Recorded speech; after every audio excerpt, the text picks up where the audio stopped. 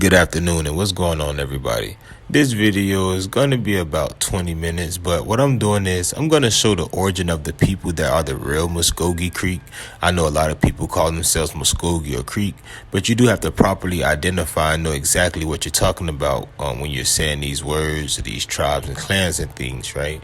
But first, I'm going to show two videos, two short videos. I want you to stay there. It's two short videos going over the mounds. And I'm also going to do a quick reading of a link that one of my cousins sent me.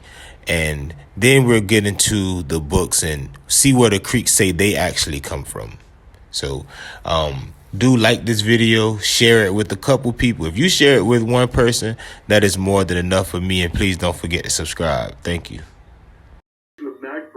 Which is good. The Native American Grave Repatriation Act. And that's, if you find skeletons, if you find remains, if you find artifacts, or whatever, that it's protected by the federal government, and the tribe who's assigned to that region then takes custody of those items. The problem with that is that a lot of these mounds, the Native people didn't build. We didn't build them. Our ancestors didn't build them. So we are taking responsibility for something that we didn't make, and now the historical narrative is changing. Think about what better way to keep people from going into the mounds or finding, 7, 8, 9 foot tall skeletons than to have a standing force of Native Americans who are going to come and they're going to protest and they're going to stop anything like that from happening. The crafted pottery and artifacts. Many showed sophisticated workmanship and were evidence of elaborate trading networks that brought goods from as far off as the Rocky Mountains and the Gulf of Mexico, a distance of more than 1,000 miles.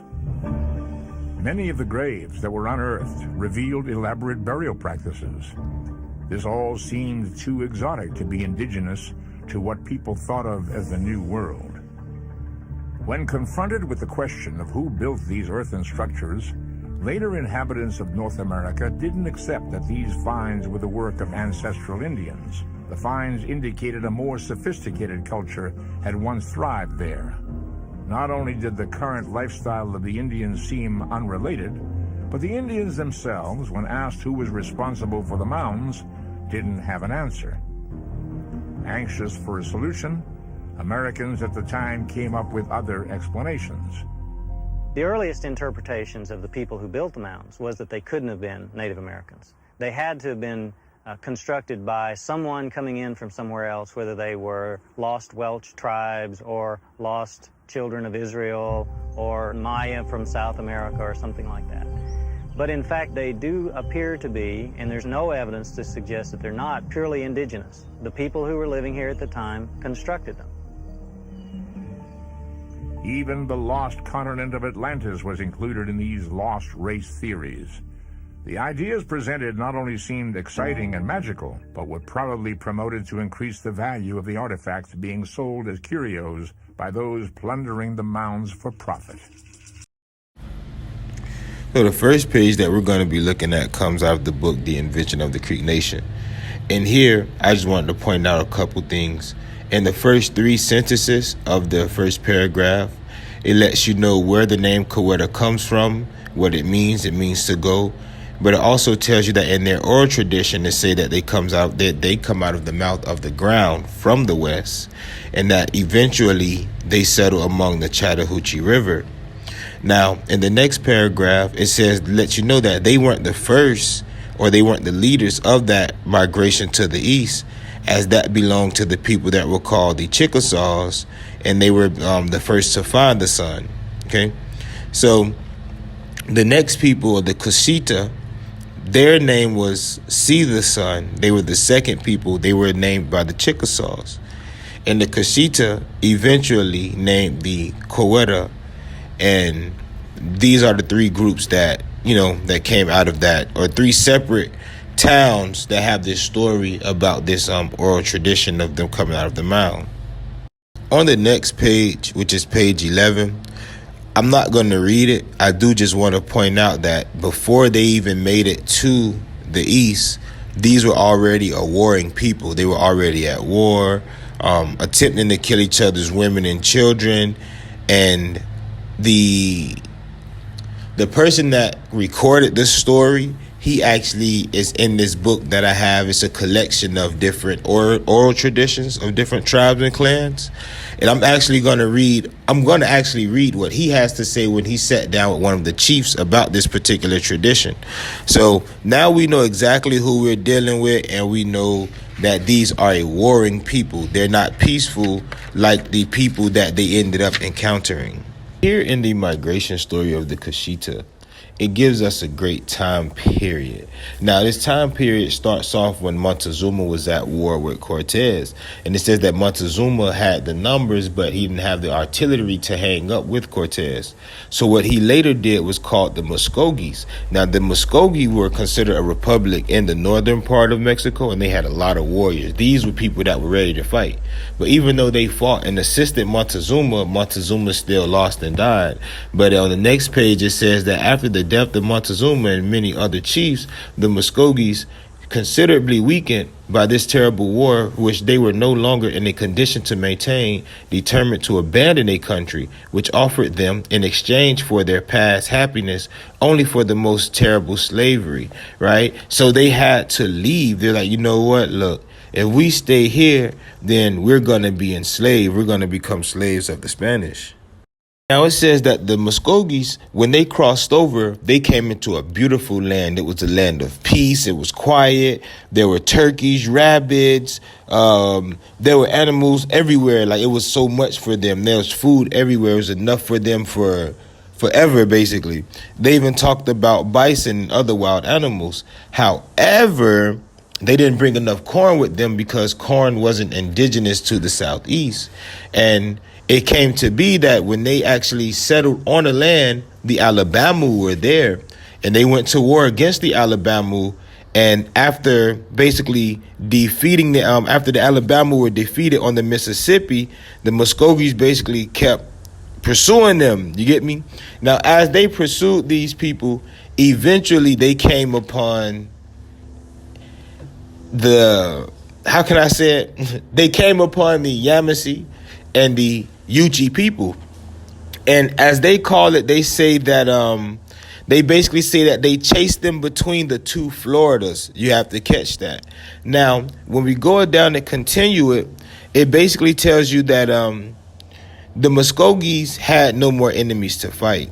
So when they had no more enemies to fight, they established themselves on the Cosa, Talaposa, the Chattahoochee, Flint, Ocmulgee, Little and Great Oconee, and the Ogeechee rivers. And they pushed their way down into Savannah and Augusta and things like that. So these people were really warlike. Now, it also goes on to say that the Kushita, that they basically formed or became a part of what was now going to be called the Muskogee Nation, which took at this point the name Creek Nation. So now we're getting into who the Creeks are.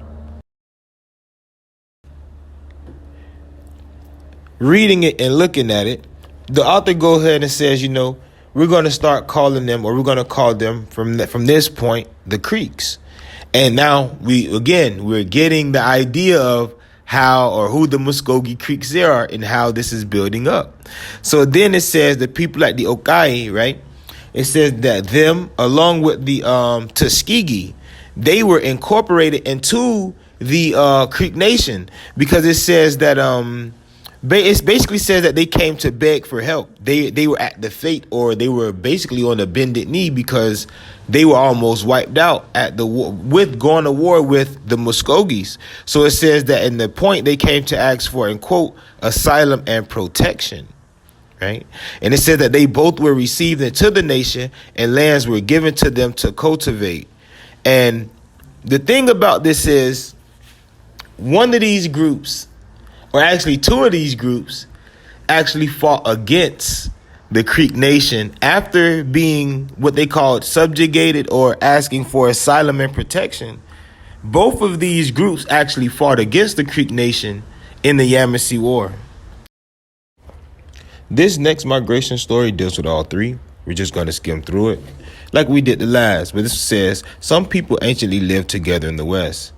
In the course of time, they became so evil that they could find nothing pure in the world except the sun, and they determined to travel eastward to find a place from whence it came. On the way, they became separated into three bodies. The first of these were called Chickasaw because on the morning when they were set out, they were the first to see the sun rise. Okay, these were the people that saw the sun rise.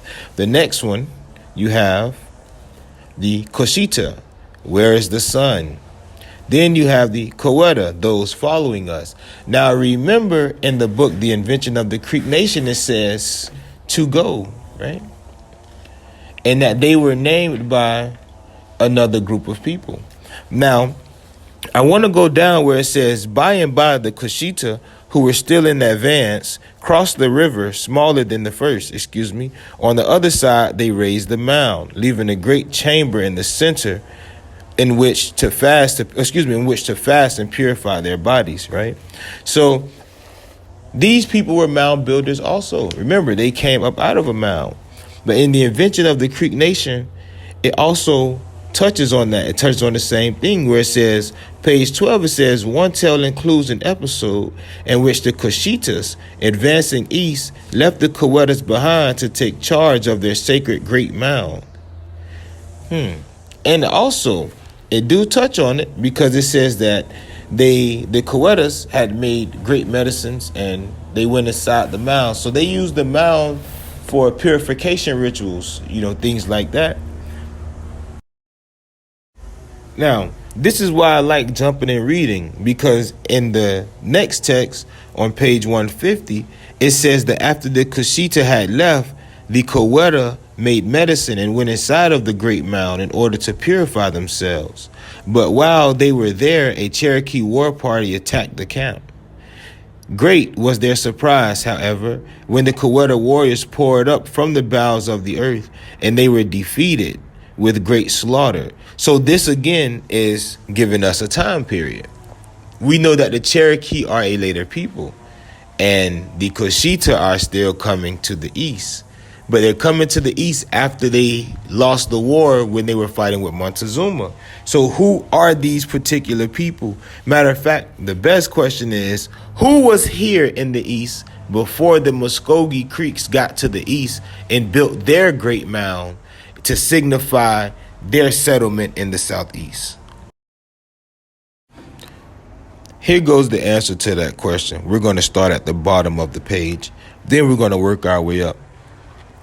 It says the Yuchi, the Alabama, and the Hichiti already occupied the areas that are now Georgia, North Florida, and Alabama when the Muskogees migrated into the region from the west, incorporating many of these groups into their political organization. So the Alabama were the first to meet these people because they went to war with them. And we do know that after that war, the Muskogee started to set up towns on rivers that was in that particular territory. So Muskogee is usually used to classify a lot of people. It's a catch-all term. But here is what the authors who sit down with the tribes and clans have to say. It says, to understand Creek cosmological and mythological beliefs, it is necessary to understand the historical context in which these beliefs developed. The social entity that became known as the Creeks was composed not of a culturally homogenized people, but of groups of people from diverse tribal and linguistic backgrounds. So a lot of these people, culture didn't match, their languages didn't match, but you lump them all together because it's best for you. It makes it easy for you.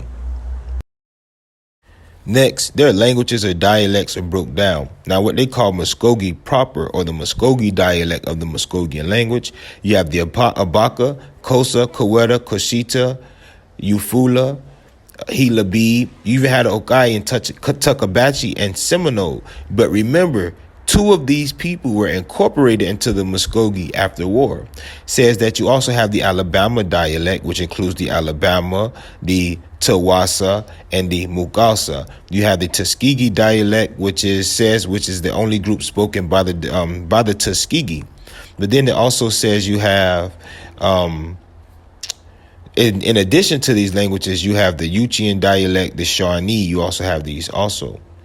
But At the bottom of the page, it says the term Creek was first used by the English in the late 17th and 18th centuries, when Western Muskogees intruded upon and settled on lands occupied by the Hichiti, some of the oldest inhabitants of the Southeast.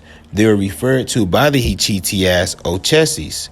British traders came to refer to these Muskogee people as the Ochese Creeks because of their settlement along the Ochese Creek, the upper Ocmulgee River.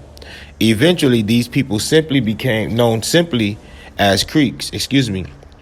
After the Yamasee uprising of 1715, the Ochese Creeks, like other groups, migrated westward, settling towns such as Coweta and Casada near the Chattahoochee River. The English began calling Muskogees living on the Chattahoochee, Lower Creeks, and the Muskogees who had earlier settled on the Cosa and Tallapoosa above the forks of the Alabama Upper Creeks. Eventually, all native people, including the Yuji and Hichiti, the Shawnee, and others living near the Chattahoochee and Flint rivers became known as Lower Creeks, and all others on the Alabama, Cosa, and Tallapoosa as Upper Creeks. Despite the European perception of these people as one, many different linguistic and cultural traditions persisted among the Creeks. The Hichitis, whose in De Soto's time lived in villages throughout southern Georgia and northern Florida, but eventually along the Ocmulgee River, spoke a dialect of Muskogee completely unintelligible to Muskogee proper speakers. So this is important. Y'all didn't hear me say that yet, but this is important. Because how could Hichiti be a dialect of Muskogee if the Muskogee proper speakers could not understand Hichiti speakers, and the Hichiti were called the native people to the southeast? Now, also it says the Alabama language, a Muskogee dialect, is sometimes described as a blend of Hichiti and Choctaw. Muskogee proper speakers couldn't understand them, but Hichiti speakers could. So when the Muskogee and the Alabama met for war, their languages weren't even mutually intelligible. So they knew, wait, the Muskogee, you're not from over here because we don't even have a language that is similar in that is similar in dialect, or is different dialects of the same mother language.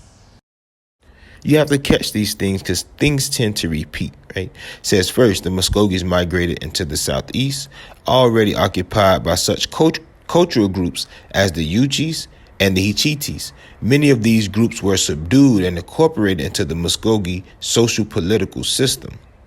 You also see this when it goes down. The Uchis, for example, assert that when the Creeks, meaning Muskogees, overran the southeast and incorporated the Uchis into their nation, they also adopted the Uchi annual ceremonies or busk, also completely. But it also says that the Muskogees ended up denying that.